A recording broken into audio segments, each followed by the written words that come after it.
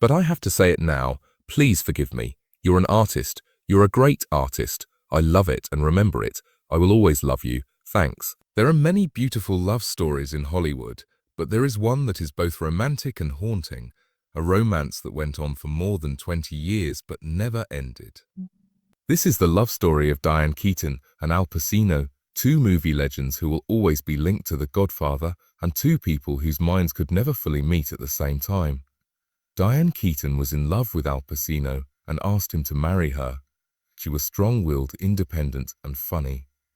Pacino, the man with dreamy eyes and a heart that could change at any time, decided to walk away without calling out.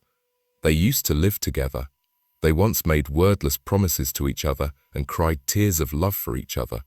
But in the end, they all picked a different road. There was no wedding and no ending. There is only a strange bond that lasts to this day.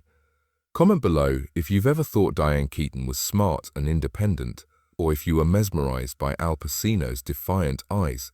Together we can find out the story behind the stars, a love that wasn't named, a split that was never really over. Just how badly did Diane Keaton get hurt, and why couldn't Al Pacino hold on to her? He was the one who said, "I love you forever." Before we can understand why Diane Keaton and Al Pacino's story never had a happy finish, we need to go back in time to the years they spent as kids and the artistic paths that quietly changed how they loved and let go.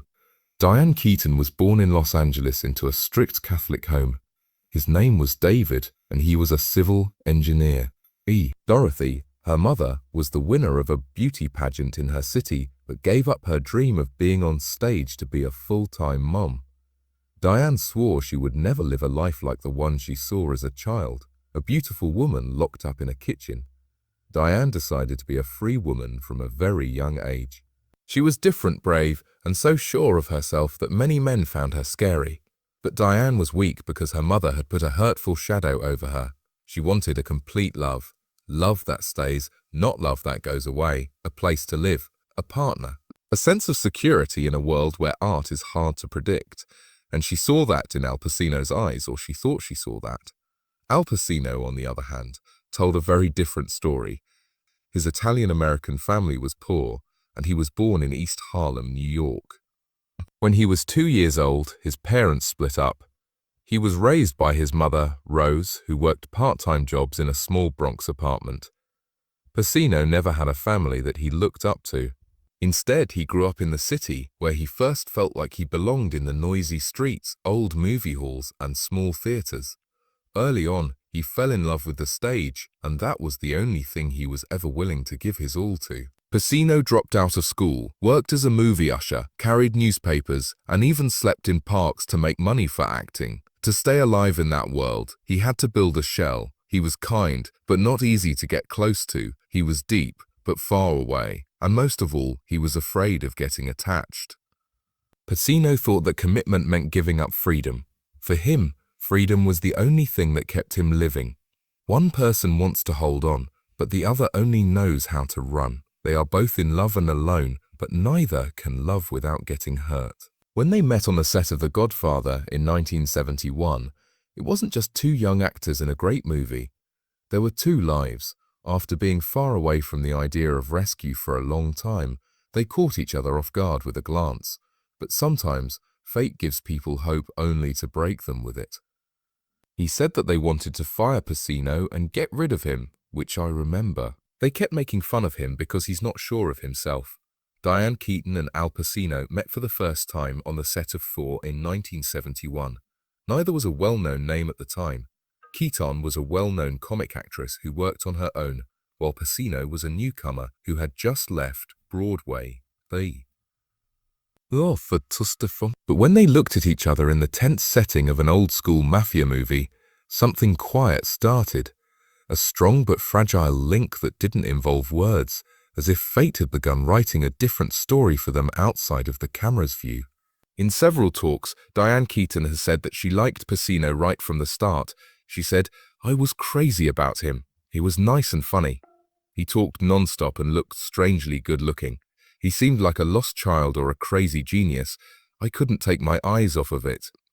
Pacino, on the other hand, didn't say much. At the time, he never told anyone in public that he liked Keaton, but everyone can feel it when they watch the behind-the-scenes videos or listen to their friends talk about it. There was an energy between them that couldn't be put into words. It wasn't just physical attraction or work harmony. It was like a gravitational pull that neither of them could explain. They fell in love in silence at first, and it grew slowly as they watched Part 2 and then Part 3 of The Godfather. They fell in love, broke up, and then came back to each other several times in the 1970s, as if neither could really let go. That's when Diane Keaton started to get it. She wasn't just in love with Pacino when she was young. Her desire was so soft that she was ready to wait more than 20 years to hear the answer. That answer never came, though. The worst part was that Pacino knew it. But he didn't change. He was still deep, still attractive, still far away, and never committed. That was the main thing that changed it all into a never-ending chase, with Diane always being the one on the run. Diane Keaton and Al Pacino's friendship was different from all the other Hollywood love stories. It didn't blow up in the public eye. There were no sweet red carpet pictures or official announcements of the engagement. Still, it went on for more than 20 years, playing, then stopping, and starting again, like a song with no ending note. There was no talk between them when they started dating after their first work together on The Godfather. During their apart times, Keaton dated other people. First she lived with Woody Allen, then she went out with Warren Beatty and even Mel Gibson. But she would always remember the name Pacino. She once said, The Godfathers were all about one thing, Al. In the meantime, Al Pacino kept doing what he was doing, which was avoiding responsibility. His relationships were always broken up, even the one he had with Diane. They broke up and got back together many times, each time thinking it would be the last time. People in the business often said that only Keaton had the patience to be gentle enough to calm Pacino down when he was upset, smart enough not to put him under any unnecessary stress, and caring enough to wait for something that she knew would never come. It all changed when they were shooting The Godfather Part 3 in Rome in the late 1980s. Everyone around them thought that after all those years, Pacino would finally ask Keaton to marry him, and they would be together forever. But things didn't go as planned. Diane gave him a choice. They would get married or break up. She was not picked by Al Pacino. There was no big fight at the end of the story, but there was a scary quiet. Diane became depressed and went to therapy while she heard that her dad had a brain tumor. Pacino, on the other hand, left quietly and never looked back. When asked about that time, all she said was, I kept asking him things. I wished for more. He should love me the same way I loved him. That was the tragedy. When you love someone too much, they may decide to leave you. Diane Keaton and Al Pacino's love story is like a solo in music. One person plays a song over and over again while the other person quietly leaves the stage. At the heart of this friendship, Keaton was always the one who moved forward, hoped, and was ready. Although Pacino was grateful and moved, he stayed the one who did nothing as love passed him by. Diane once said that Pacino was a bright lost soul. She said that he was smart, charismatic, full of contradictions, and never let anyone get too close. She said he was beautiful, smart, and had the most beautiful face she had ever seen. But those words couldn't connect with a heart that wasn't ready to be tied down. Pacino didn't get married. He didn't leave because he didn't love her, but because he didn't think there was a way for them to stay together. Diane later said in an interview that she knew she wasn't stable enough or had the nurturing sense to be a good life partner. But what she didn't see was that the deepest hurts were caused by her loving too much. And Pacino? He never got married. He was with 3 different women and had 4 kids, but he never married anyone. Friends said Pacino was afraid of giving up his freedom and that the thought of getting married would ruin something beautiful. He may have also known that he couldn't love someone enough to make a promise or in a regular way. Even though they were together for 20 years, Diane Keaton could never keep the man she loved. Pacino could never keep a woman's heart for long enough to build something permanent. They both lost, but not the same way. When love ended with a no, the person who stayed behind took on all of the weight. Diane brought that wound into her parts as women who were strong, funny, and free, but who always felt lonely. Al Pacino brought that emptiness to big stages, and he still doesn't really belong to anyone, even though he's in his 80s. There was no third party, scandal, or divorce papers in the end of Diane Keaton and Al Pacino's relationship. Instead, one person pulled away because they were afraid of commitment, and the other person finally chose to let go. But the real question stayed after the lights went down and the clapping stopped. Which one had a fuller life after everything? Diane Keaton never dated in public again after her split with Pacino. For more than 35 years, she has been single. In her 50s, she adopted 2 children, a girl and a boy. She said in an interview, "No one ever asked me to marry them. They may have learned that I'm not the best person to live with. That being said, she was the one who said, 'I'm really glad I didn't get married.' I don't think it would have been right for me." Diane Keaton became one of Hollywood's most successful women without a guy by her side. She won an Oscar, a Golden Globe, and an award from the American Film Institute, AFI. She became a symbol of adult beauty, a sharp mind, and a clear sense of who she was. She never lost her sense of humor or faith in herself, even though love had hurt her once. What about Al Pacino, the man Keaton once asked to marry her? He also never got married. He does, however, have 4 kids with 3 different women. Beverly D'Angelo was the only one of those relationships that went longer than a few years. They had twins, Anton and Olivia. The others, from Martha Keller to Lucilla Pollett to Noor Al-Fala, the mother of his youngest son who was born in 2023, went by like a string of unfinished movie scenes. When someone asked Pacino why he never got married, he said in a quiet voice, "I avoid doors that might lead to pain." A simple line that makes you think. He might have chosen to stay away from everything because he knew he couldn't make someone happy. Keaton chose to be alone. Pacino chose not to be attached. But only one ever cried in therapy over a love that never happened. In front of thousands of people and the cheers of an entire business, only one stood up and said, "I love you forever." If there is a winner, it might be the person who was able to stay the course. But the person who loved more was the one who hurt more. In the loud, short-lived world of show business, it's not common for a relationship to go from love to heartbreak and then slowly grow into something based on deep respect and a lasting bond. But Al Pacino and Diane Keaton were able to do it. They weren't dating anymore, and they weren't even really friends. Their relationship stayed strong, as if there had never been a real break between them. They were the only ones who saw a part of history that no one else could fully understand.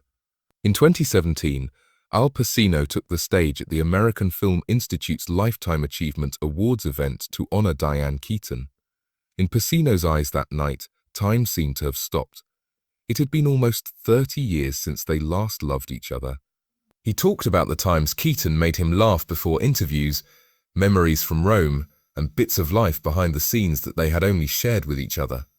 He stopped for a moment, as if to breathe, at the end of his speech. Then he told the whole room, "I love you forever."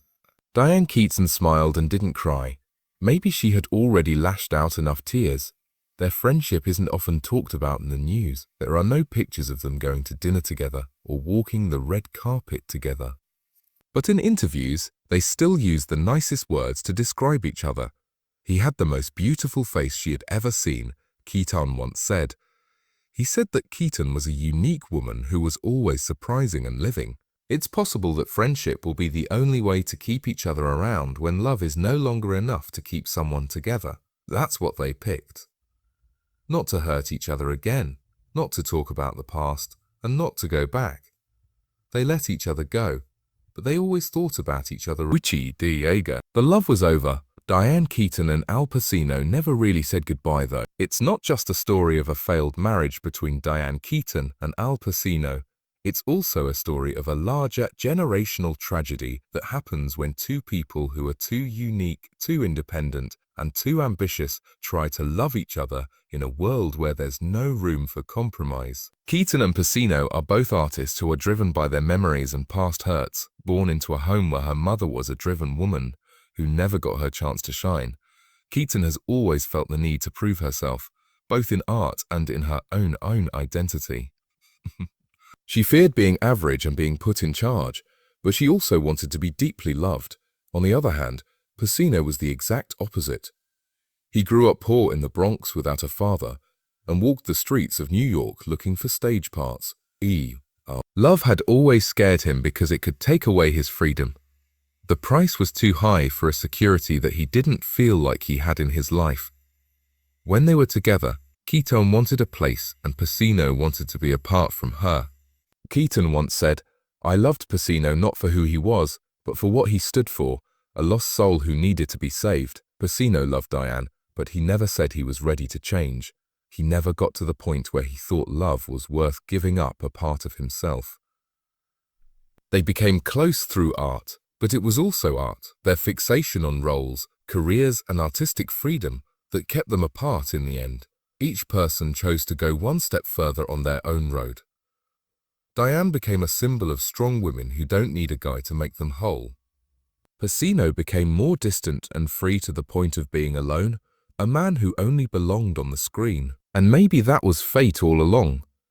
That a great love doesn't always go hand in hand with a great career. That some people are born to love each other deeply but were never meant to live together. Even though they are both dead, Diane Keaton and Al Pacino loved each other in a way that not many people would. With being honest, waiting years, being alone in your own thoughts, and having to make hard decisions. Still, they didn't get anywhere. There was no happy finish or wedding in front of the cameras. There was only the phrase, "I love you forever." But was it really a deep love, or was it just a dream that he and Keaton shared while Pacino watched? When you ask someone to marry you and they say no, would you still call that love or a mistake? That person should still talk about you with teary eyes after more than 20 years. Was it all real or was it just regret?